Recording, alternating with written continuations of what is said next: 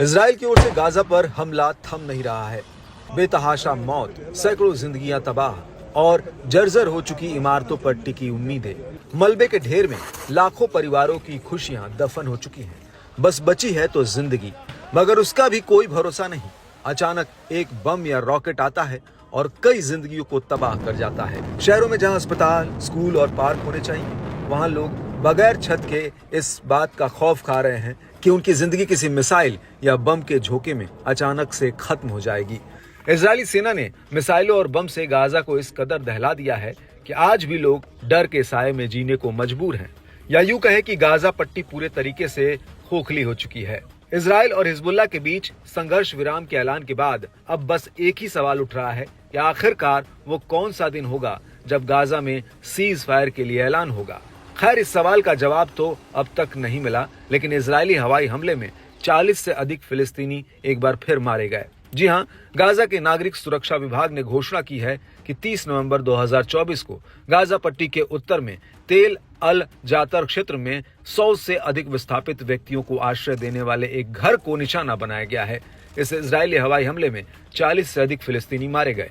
उत्तरी गाजा में नागरिक सुरक्षा टीमों और डॉक्टरों की टीम की कमी के कारण घायलों के बचाव में बाधा आ रही है। साथ ही बड़ी संख्या में पीड़ित मलबे के नीचे दबे हुए हैं। बता दें कि वर्ल्ड फूड प्रोग्राम यानी कि WFP ने पहले ही चेतावनी दे दी है कि गाजा में बहुत जल्द अकाल पड़ सकता है, क्योंकि इजरायली सेना ने यहां पर भोजन और अन्य आपूर्ति के प्रवेश को गंभीर रूप से प्रतिबंधित कर रखा है। ऐसे में आने वाले दिनों में हालात बद से बदतर हो सकते हैं। पहले से ही लोग भूख के मारे मर रहे हैं। इतना ही नहीं, यहाँ के अस्पतालों में शवों के ढेर लगे हुए हैं। एक के बाद एक मृतकों और घायलों को अस्पताल पहुंचाया जा रहा है। मरने वालों में ज्यादातर महिलाएं और बच्चे हैं। हाथों में मासूम बच्चों के शव लेकर माँ बाप की आंखों से आंसुओं के सैलाब बह रहे हैं।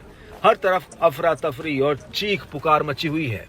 वहीं जबालिया और बेतलाहिया में भी इसी तरह की तबाही की सूचना मिली, जहां दर्जनों पीड़ित 2 दिनों से अपने घरों के खंडहरों के नीचे फंसे हुए हैं।